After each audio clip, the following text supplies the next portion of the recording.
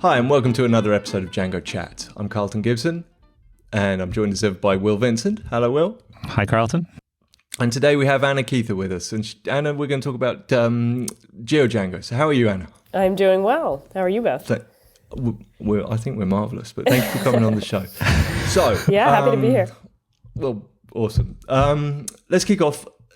Perhaps a good way of getting, if you could introduce yourself, tell us about your background, how you got into program, for instance, or on how you discovered Django and such things like that. Yeah.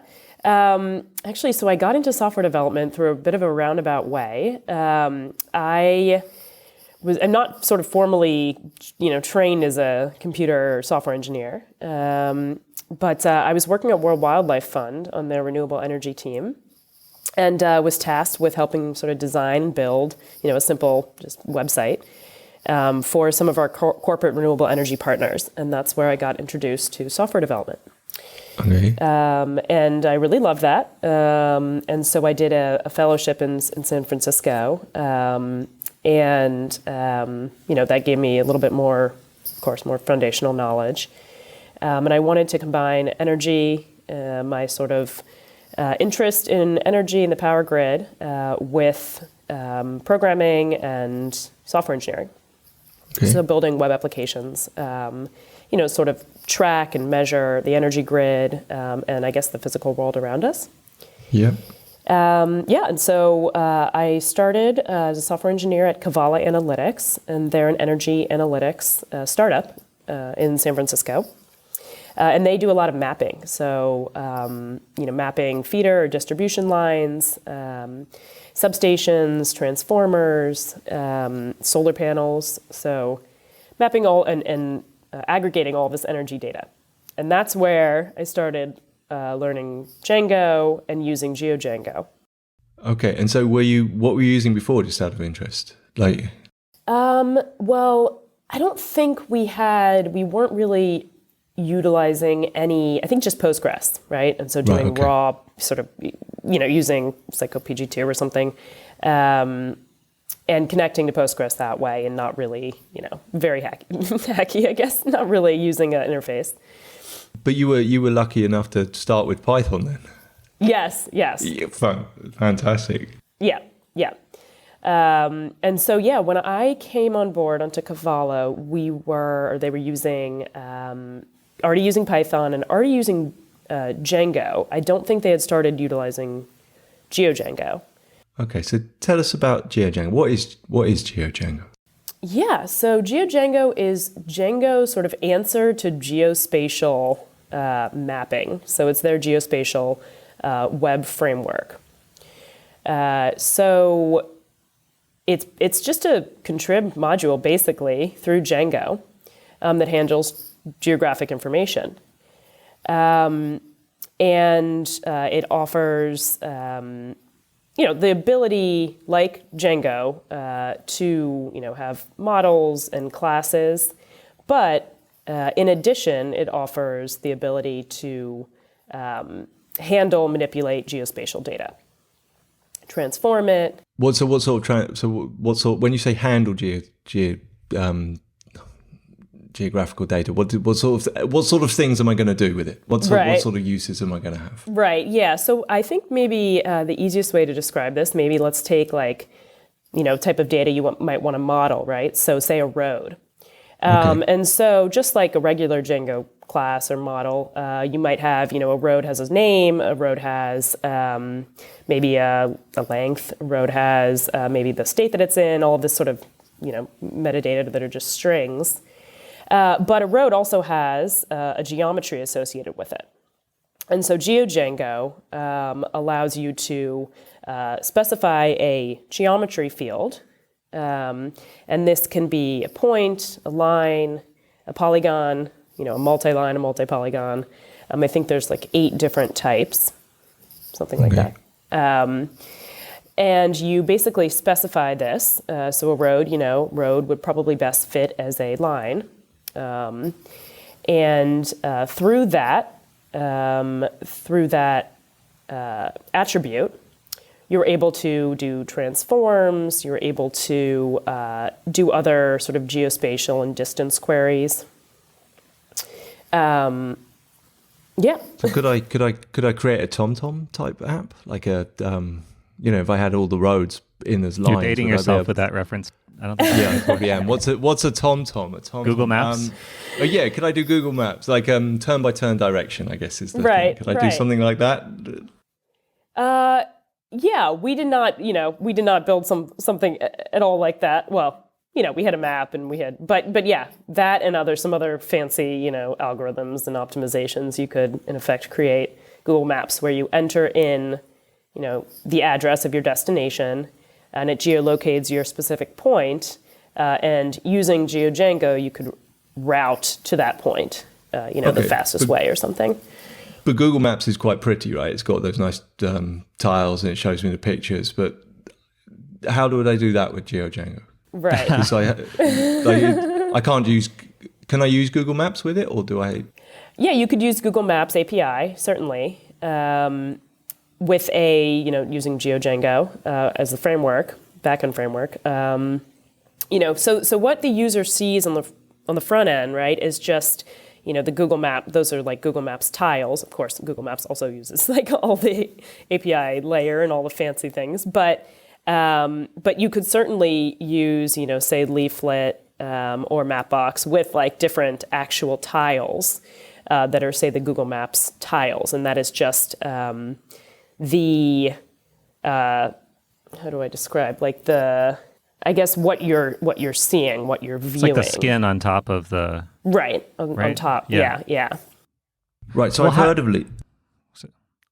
Well, I was just going to say. So I've used Leaflet and Mapbox, and I was curious for you, Anna. How would you describe the options available? Because Leaflet is open source. Mapbox is open source data, though they're VC funded, and then Google is their own thing. I think because Google, I'm remembering, I'm dating myself, 5-6 years ago, Google did one of their periodic, we should monetize our API things for Google Maps and charge like hellacious rates, and then everyone got all excited about kind of Mapbox and these open source. So what's your take of the landscape, right? Because I know now there's Apple Maps. Yeah. I guess the interesting divide is another. Which I think Mapbox uses that data, right? I think, or used to. They were a skin on top of. So I guess the two parts are there's like proprietary data, which like Google and Apple don't share, and then there is OpenStreetMap, which I believe is what powers Mapbox and Leaflet. And Leaflet is more of a open source, whereas Mapbox is also open source, but has raised a ton of money. And right. I think ultimately Mapbox is the umbrella over Leaflet, and Leaflet's the Mapbox sort of free. Oh yeah, lower. That's right. They hired the Leaflet guy, as I recall.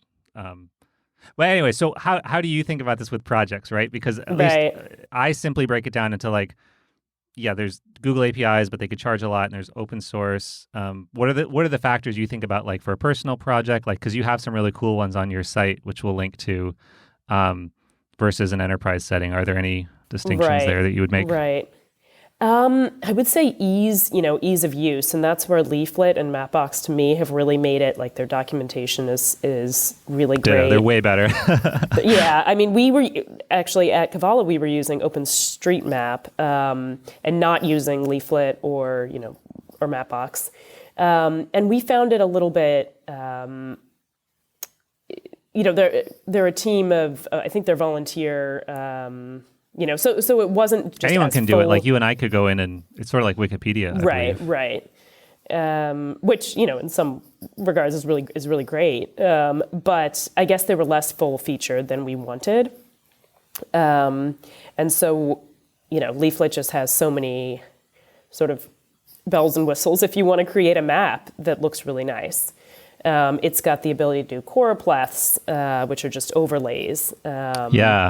It's got, a really easy way to code, satellite, toggle, pop-ups, all these sort of, the things that, a user would expect to see on a map.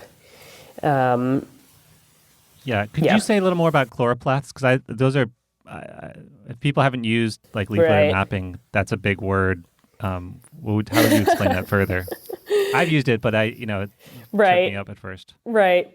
Yeah. Or what's an example, right? Like, example would be something like, I don't know, a color scheme for a density, like you have, say, right? You have predicting disease spread as one of your projects, right, like where right. it's redder, right? That would Yeah. be an example of a chloropleth. Exactly. Yeah. So it's a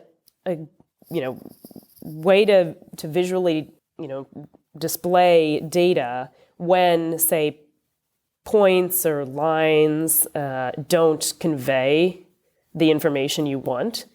So something that's like disease spread would be really a good way of sort of maybe or where you would use a choropleth. That way, areas that are really affected by the disease are really dark or dense, and areas that are not. So it's like a temperature map on a weather forecast, right? Yeah. Yeah, I was just thinking like a political, like a red, blue, purple, like U.S. political kind of map. Okay. Yeah. And all of this is built into Leaflet, and that's That is Leaflet all. JS. Yeah, Yeah. okay. And is that part of GeoDjango, or do you have to pull that in for your front end when you're writing your templates? Right. So that's not part of GeoDjango exactly. When you basically, after you construct your view, you throw the sort of Leaflet. You use the Leaflet API to just pull a map up in the browser. And display your tiles, and then you send your GeoJSON, oftentimes from Django, to display on the front end. Okay, and how do I serialize? So say I've created a Django model, a GeoDjango model, and I've got some Right. Geographic data in there. I've got my roads or the shops in my town where I want to go shopping next week. I've put that into GeoDjango for some reason. How do I send that to the front end? Do I need to use REST framework, or can I just send? Does GeoDjango give me the serialization tools I need just to send GeoJSON? That would be the same way you would send data through Django. So you would use I guess views.py. It's been a little while since I've used Django, but so you use your views.py and then your URLs, and then you use GeoDjango to once you've retrieved your data from whatever database, to serialize that data as GeoJSON. And then. But the question was that GeoDjango gives me the serializers I need. Yes. To turn right. Okay. Yeah. Because sometimes you need to pull in a third party like REST framework or I don't know what. Right. But not here. I believe it gives you the serializers you need. Yep. Fine. Okay, And along super. with, I think the biggest benefit or the biggest benefit, I guess, that I liked using GeoDjango for was that, you didn't need to do these sort of hairy SQL queries, raw queries in your Python. It provides an interface to PostGIS, which is Postgres's, geographic database, to perform these queries, much simpler. And so, a query, say, taking that roads example, say you want to find, all of the roads that intersect with a hospital, or that, run into a hospital, or that are within, a certain distance of your hospital. GeoDjango provides a really easy way of filtering and doing these distance queries. Whereas with, just with SQL, it's, a little bit more confusing, I guess. Yeah. I mean, that's the slow. Django ORM to save us from raw. Yeah. So you had a fantastic talk on GeoDjango, which we'll link to, which is I think how Carlton and I both came to know of you. But can you recall what was the process of, like, how would you recommend someone learn GeoDjango? Because it is a somewhat advanced use of Django and these other technologies. Like, how would you baby step someone up that curve if you could do it again? Because I suspect you were kind of maybe thrown in the deep end, or did you start more on like the front end JavaScript side before? What was? Yeah, I started actually with Flask. As many, I think, Python users do, go from Flask and then think, I need a little bit something, something with a little bit more, I guess, bells and whistles and structure. Batteries. Yeah. And then, I just remember for the first project I did, I was banging my head against the wall. I was trying to get, I did this project where I mapped landfills across the U.S., because because I wanted a user to be able to enter their zip code and then see where their trash, routed to, and if that landfill was full, or how close to capacity that landfill was. Anyways, and I remember banging my head against the wall, trying to, figure out, how to get this data to just display on my tiles. And it was probably something very minor that I had done wrong. And, all of a sudden the entire US was full. I must have made one tweak and all the US was full with landfills, Yeah, I mean, mapping stuff that's is quite really realistic, though. It's hard, and then you also have the visual component, so it's not like just like a little error. It's just like you can see the mistake that you made. Yeah. And oftentimes, there's simple things like the lat long, switching those. Yeah, I know you mentioned you had that. Yeah. So geographic reverse systems, oftentimes, I think nearly all the time, actually, PostGIS, certainly GeoDjango, they use longitude and then latitude to define a point, whereas users are a little bit more familiar with latitude, and then longitude following. Right, XY makes more sense than YX. Right.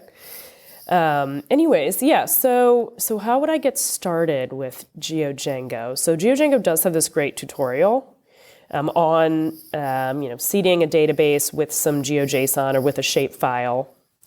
And then it walks you through, the process of querying that data and manipulating it a little bit. What you could also do is just, if you don't want to worry, don't want to deal with, maybe setting up a database connection, you could just, import GeoDjango and grab some GeoJSON, in a Python file and just use the methods that way. That's really not using all of the things that GeoDjango offers, but it would allow you to say very simple sort of queries. Well, because you could pull in like a GeoJSON of like a map of like the U.S. states, right? Or just to like sort of explain how. So GeoJSON, excuse me. Right. But I mean, like if you had like a discrete data set of GeoJSON, is that kind of like it would have like the outlines of the? Am I getting it right? Like there was. Yeah. So GeoJSON. Like what would you import, right? Like where would you get it, and what would it actually look like before you applied chloropleths to it? Chloropleths, right. Pleths? I'm saying it wrong. I think it's chloropleths, but I always forget if there's one L or two. Yeah. Like chloro or coro. It sounds like very scientific. Right. Anyways, yeah, that sort of didn't really make any sense. But I guess I was asking. If you think of, so you have your data and then you have how it's displayed and then you have, or how does GeoJSON differ from the skins that we've been talking about, like Leaflet and MapBox? Right. Because a lot of times you need to have the GeoJSON yourself or get it from somewhere before you can apply that skin on top. But it's different from the coordinates that would be in the database itself with in your Django database. Yeah. So a Leaflet or a MapBox or some other, sort of front-end web framework like that allows you to display this data. And so the GeoJSON or the shapefile or whatever, that is the actual data that you care about, that you're going to put on the map, and you're going to use MapBox or Leaflet to, get it on your map and to display it. And so GeoJSON is just one form of geographic data. And this is, GeoDjango and PostGIS allow you to transform, you can turn your GeoJSON into a well-known text or well-known binary. And use it that way as well. Right. Well, I guess I'm trying to think. So like if you had like a table of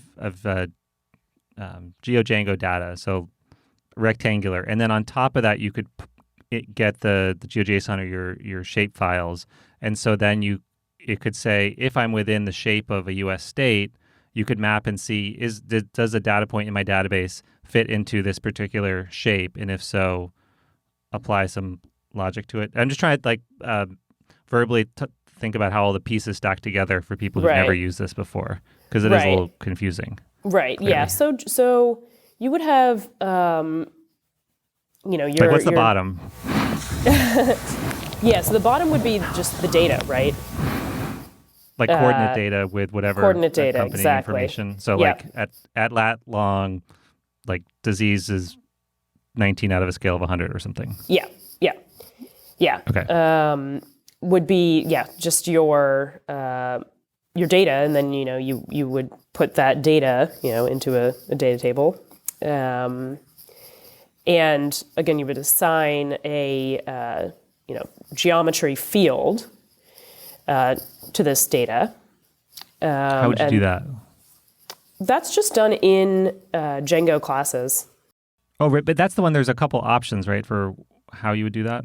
Right. Because that's like a model class. So like you've got your normal Django model, like I know your disease rate, and then you want to say it's at this particular location. Is that so? You could add a point field. Would that be? Yeah. So say you have let's say instances of illness or something, right? You could have one instance of illness would be a row in your table, and then you would define, as, a column that's that lat long at that location. And that would just be a Django point field. Okay.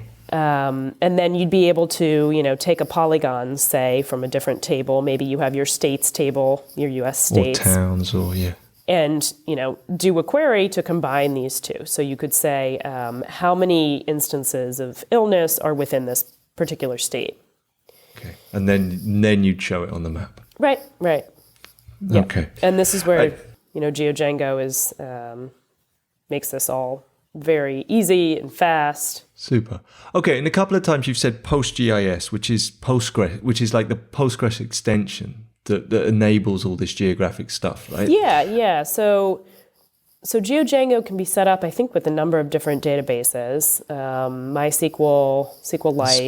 Spatialite is like the SQLite version. Yeah. So that's just a file that, and one might think that's the simplest to get started with, but is that the case? Is it simplest to get started with that, or simplest with Postgres? Or I guess so, in the sense that you don't need to. I think that's what Django comes automatically with SQLite. If I'm like, it uses it as sort of its default, but it's quite easy to get started with Postgres as well.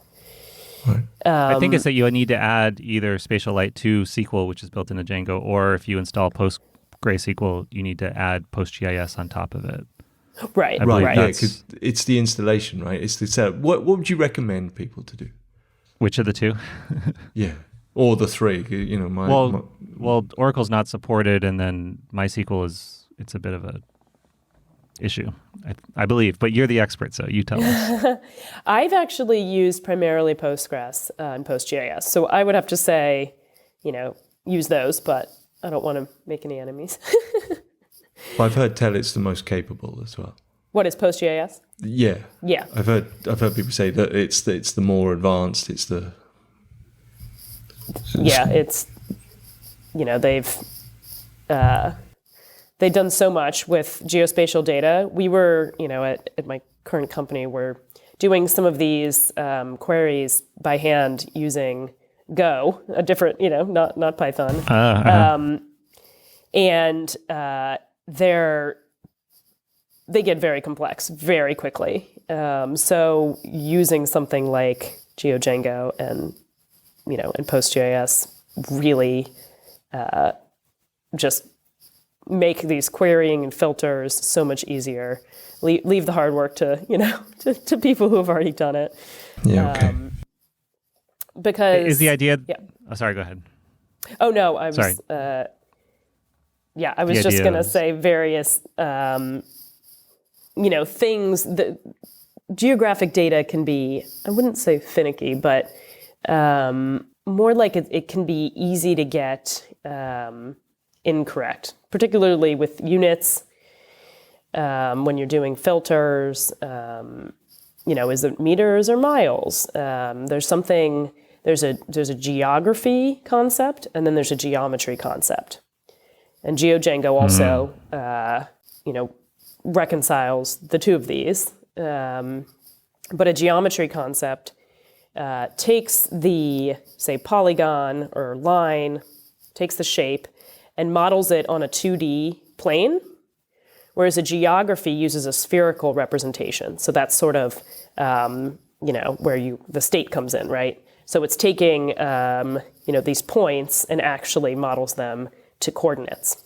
And this concept, you need to make sure to transition between the two at points, or else, you might be, your units can get all messed up. And so does GeoDjango do the right thing there? And, if you pass a geometry into a geography, it says, no, hang on, you've got to convert these first. Yep. And you can specify, typically, I think geometries are more common to use, but you can specify that you want to use a geography. And then it will handle all of that for you. You don't need to, be doing transformations and crazy sort of, XY to your projected coordinates, all that. Right. So application. Like the more I listen to you, the more I think, wow, actually there's just masses and masses being wrapped up here. Masses of maths that you don't have to know, masses of SQL that you don't have to write. Yeah. Absolutely. Yeah. So what's the Go equivalent, right? Because I assume at your current job, the idea is that Go is faster in quotes than Python, and therefore you can't use all these nice things. Is there an equivalent framework for Go spatial data? There are some. I'm trying to think of the one. They're nowhere near as popular as say something like GeoDjango or... So you have to stifle the urge to say, this was solved if we'd been using what I previously used. Yeah. In fact, we're switching. I would. we're switching back. Okay. Are we're you switching really? back, believe it or not. Yeah, and part of the reason is that we were creating all of these, all these functions by hand, basically. I mean, we're using the Go GIS libraries, but even with that, we needed some custom functions that weren't available or aren't available in Go. So actually, yeah, we're switching back to using Python, using PostGIS, which we could have been. We're certainly using with Go as well, but right. So the database remains the same. Database just remains use a different the same. framework on top of it. Yeah, it's more the sort of Python geospatial libraries that are really full featured that we weren't quite getting as much in Go. Again, I don't want to make any enemies and say that there aren't great libraries to use, but no, but it's kind of interesting because on the chip, Go is faster. It's a faster language. It's more low level. It's it's got higher throughput, but there's developer time as well. And if your Python is fast enough, the developer time trumps it, right? Right. Well, Right. I mean, as we talk about often too here, generally in a web stack, the language isn't the big issue. There's a whole lot of other things that are slowing you down. Yeah. And we found the development with, like I said, the development with Go and with creating these all these geospatial functions ourselves to be a lot. It was costly developer time. And we also aren't sure we're doing it right all the time. Yeah, right. Okay. That's the other you thing, can write right? your test for your geographic function, but you can make your test pass. It's the beauty of test. You also write them, so the test pass, but it still may not be entirely accurate. So, Yeah, it's sometimes an algorithm matches the test case, but right. or the test cases, but then they're both error. Right. Yeah. Right. Well, that's why you always want to check, does it do what I think and also doesn't do this other thing that it shouldn't do, because sometimes it Right. just always passes. Right. So day to day, what does it look like? What are the challenges that you wrestle with? I mean, maybe it sounds like maybe classic data science, where a lot of it is, it's a little bit of algorithms and testing, but a lot of making the data fit and not be wrong, right? Because if it's 0.1% off, it blows everything up. Is that accurate? Or how would you describe, would you describe yourself more in the data science side or more some other area? Right. Well, I would say, so my previous role, at Kavala, it was a smaller team than I'm on now, which was awesome because you got to work totally doing everything, from front end, a lot of mapping and choropleths to the API layer, to the data ingestion and data pipeline, and to our sort of developing our energy methodologies, and now I am on the data engineering and sort of a little bit more on the data science side of things. And, I'm no longer doing, I guess, the front end mapping, although we certainly have a need for a full-fledged front end and map framework, but I'm not currently doing that. So I'm doing more of our data science, productionizing the data science methodologies to do things like create a power network using machine learning. So figuring out where feeder systems and feeder lines are on the grid from actual data, feeding it into a machine learning model, and then validating it and seeing how close we were using the actual data. And I assume that's very Python based most. Yep. Which packages are you using day to day? Which Python ones? Yeah, right now we're not using a whole lot. And I almost wish we were using something a little bit more. I am spending my time now doing a lot of these raw SQL queries in my Python. Maybe you get to do an outer join, right? There's a discussion right. Online. Simon Willis and some others were saying, they've never in their career done an outer join. Oh, really? That's asked in every interview, right? But you've never. Gosh. In a 20-year career, Simon said maybe once or twice he'd used it. Oh, that's crazy. No, I would. Yeah, I do. Well, I wish it were just an outer join, right? It's like an outer join with, various other like this, get all the feeder lines within a certain distance, but then match them to the buildings, and then do a sum of the aggregate on the buildings, so it can get pretty hairy. Is that something where do people talk about like GraphQL in this context at all? Given that you have go like non-relational kind of. Yeah. So before I was on the data team, this data engineering team, I've only been on the team about maybe a month or two. I was in GoLand where it was GraphQL. We were using gRPC and GraphQL. So postpone the decisions on the relations until later. Right. Yeah. I'm just kidding. Sort of. Okay. I mean, it seems like, especially the data sets you're dealing with, it's a sort of, it would make sense to maybe use a non-relational in that context. Right. And we actually used DGraph, which was a sort of a very, I think it's small. I think it's a team of like five people. And it's a graph database written in Go. So we were using that, and it's very fast. But again, it didn't have its syntax is, I guess we're also used to SQL and the SQL syntax, and this really kind of turns it on its head. And so we were spending a lot of developer time just trying to get this syntax working to query the database. I think with obviously with practice and more experience, and as the DGraph team, that software becomes a little bit more mainstream, we might go back to using it. But for now, given all of the geospatial data that we do deal with, we wanted something like that we were comfortable in.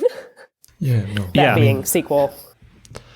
It's interesting because like a graph database, I've always found them deeply fascinating, but just never really been able to make it work in the real world compared to the established stuff. But it's like, everything's a graph problem if you look at it in the right angle. And surely we should be able to solve it this way. And then I can use these nice little pathfinding algorithms. And it's all great. But I was really interested to use it and was really happy that I got, a couple months experience using it, even though we're not using it in production now. But and we kept, it's a whole sort of mind shift, because we kept saying, I kept saying, oh yeah, so they're, the rows in the table. And then you're like, oh wait, but they're not rows, right?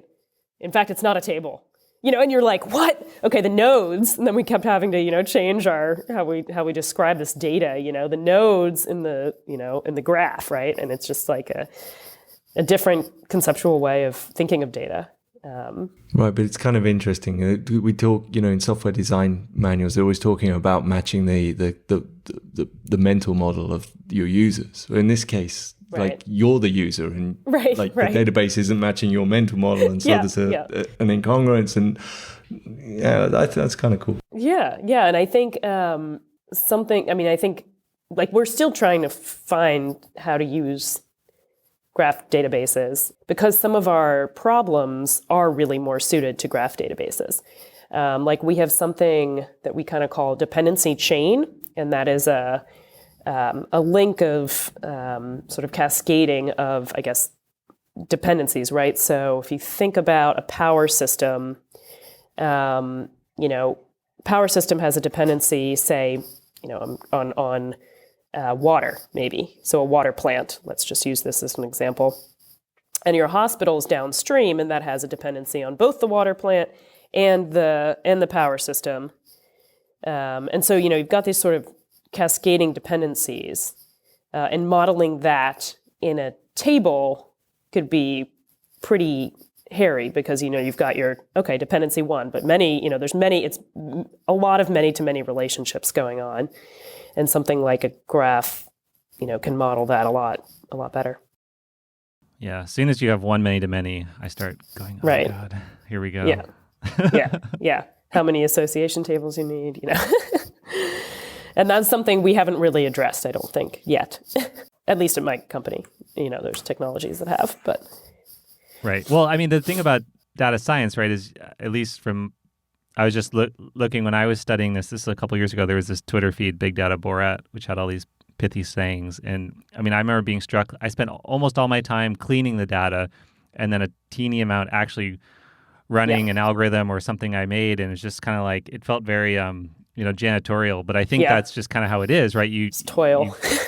Like it's hard to clean it, and you have to do it the right way. And then, I guess you go down. Yeah. So it's, there's some quote about that. But. Yeah. And in fact, in both roles, and I think, we deal with a lot of sort of students, who also deal with geospatial data. And while there are certainly uniform, there's GeoJSON, there's uniform ways of handling geospatial data and making sure that, the data is the same from one government, or one organization to another. A lot of the format is not the same. And so we can build an entire data pipeline for, our US data, right? So that's ingesting US census data. But we have the need now to ingest Japan census data, and it's entirely different. So that data pipeline, we need to change drastically in order to get it to work with, these files, basically. And I always get the impression that data pipelines, I'm more of a web jockey, but data pipelines are always like the sort of one-shot scripts that I write for myself to do stuff, and they're sort of bodged together with duct tape, and and I'll just run this here, and the test pass, kind so it's good to go. Yeah, right. But, I mean, is that your experience? So the question is that accurate? Yeah. Yeah, at least at both companies I've been in, we don't, it almost seems like once the data's in, right, you do it once almost, and then you don't have to do it again. We're not talking machine learning models or anything, we're just talking static data. And so, you have all this, the duct tape, and you have, it's all shoddily constructed, but then it's in, right? And you don't really, and every time you're doing that, you're in that process, you're going, oh gosh, we need a better way of doing this, But then it's in, and you kind of forget about it. And that's, right. And then, then the next everything. Time. Right. Yeah, well, you don't want to prematurely optimize it, right? I mean, right, don't just polish your tooling, got to use it. Yeah, and so like right now we are developing, well, knock on wood, but we're trying to develop a more flexible, fully featured data pipeline that we can use when we deploy, say, in Japan and China and India and, where it can fit with, I still don't know how this is going to work. Just being the one, right? Just being the one to build to duct tape the pieces together. I can, I'm questioning how we'll find a solution, but exactly, that's what makes it fun. Yeah, that's the programming challenge, right? Yeah, well, I think that's how often does this change, right? Like, because some data sets you have to ingest, minute by minute if it's like a power meter, and then some are, I don't know, monthly, yearly. Yep. And census data is every 10 years, right? And so, if you only have to do this, hacky construction once every 10 years, right? You're like, that's not so bad, we don't want to spend, But exactly, but something like pricing, energy pricing data is like every couple minutes, or meter data, like you're saying, is every couple minutes. Well, yeah, because there's some in the Boston area. There's a couple companies that are using Django to Internet of Things to check on solar meters, and it's. As I recall, I mean, I remember being like, well, why don't the device manufacturers do this? But basically, they need a degree of separation. So it's, I won't name names, but it's interesting. It's a very interesting problem, and it's kind of shocking that it isn't addressed by a big behemoth that I'm aware of. Sort of smaller places that are doing this monitoring service for these power grids. Yeah, I think it's we're still at the forefront of all the sort of smart grid and grid optimization work. Mm-hmm. And it's going to be exciting to see, how it shapes up, because we have this old infrastructure, and then, you're trying to glean insights and, figure out basically, how to optimize, power on the grid. Right. Well, and Internet of Things is, I would think, Carlton, like a pretty good use case for, async Django stuff. I mean, depending on async anything, but yeah. Well, right. Async anything, right? I mean, it's aside from, a chatbot or something, that's a real world application when I think of async up, because Django's adding async in 3.0. That's the first thing that comes to mind for me, all these Internet of Things. We have something just pounding off data, every second or faster. Yeah, so whenever you need anything to handle an event at an unknown interval, then async becomes perfect. So Internet of Things is perfect. It doesn't know when you go and open your fridge door, but when it gets the fridge door open event, it needs to handle it and tell Amazon to send you some new milk. Interesting. Right. That's I guess awesome. it is it's the unexpected part. Yeah, because otherwise you could just plan for it. But it's the spikes that async really shines. But come back to the energy optimization, because that's fascinating. There must be, I read a story a while back about Google, and obviously they control the environment in their data centers perfectly, but they use their AI to, save 60% on the power bill or something. I don't know the number, but are we going to be able to do similar with the grid? You talked about the old infrastructure. Obviously, we can't just rip that up and start again, but do you think there are savings to be had and efficiency gains? Yeah, definitely. And figuring out, there's certainly cost savings, there's energy savings, and not being, a energy expert, I don't want to say too much, but there are certainly, we have very little information other than, what your utility bill, right? The average consumer has very little information about what the demand is on their on the grid at a given time. Maybe they do want to, lessen their energy bill in some ways, or, put solar panels on their roofs. And, if you wanted to change your energy provider, basically areas have pretty much one energy provider and that's it, right? Like we've got PG&E, utility, we've got PG&E, and we can't change it. And, I'm sure lots of people would like to. But I think giving consumers a little bit more insight into, their sort of energy and electricity, whether that's through something like the Internet of Things and the smart grid, that's going to be really revolutionizing the industry. Right. Well, it's that two-parter of, you could mail someone an automated monthly packet saying, here's your usage and how it's changed, but then you need that second part, like here's a non-PG&E option. Right. Well, and in the solar context, you have an interesting thing where you have with people who are net contributors to the grid, and actually it sort of messes things up for the utilities if, in a good way, like if there's too many people giving stuff, because electricity actually has to kind of flow like water, like in the same way that You need a LA balance. create all the farmland because they're stealing too much. Anyways, what is there anything we haven't covered that you want to address in the podcast? We're sort of coming up near the end. Or anything you want to plug? Right. I don't think so. I mean, I would say, I've absolutely been very happy using GeoDjango, and for anybody who hasn't, play around with it. And they say that people who like maps really like maps, and GeoDjango certainly makes that, at least made me sort of love maps and geospatial data and doing queries and sort of making all of these data discoveries. And you're moving back to Python world a little bit. Exactly. Yeah, and I think that's about it. I did write some notes. I'm trying to see. Oh yeah, one thing that I just on the sort of the future of geospatial data, if I could say. So one thing I haven't handled much is I've handled mainly 2D geometries, but handling 3D geometries, I think would be really interesting. So, my current company, we have, say we might map a flood, right? And, a flood has a depth. And actually, being able to map this depth, we might glean other insights that we certainly might not from 2D data. So, volume of water.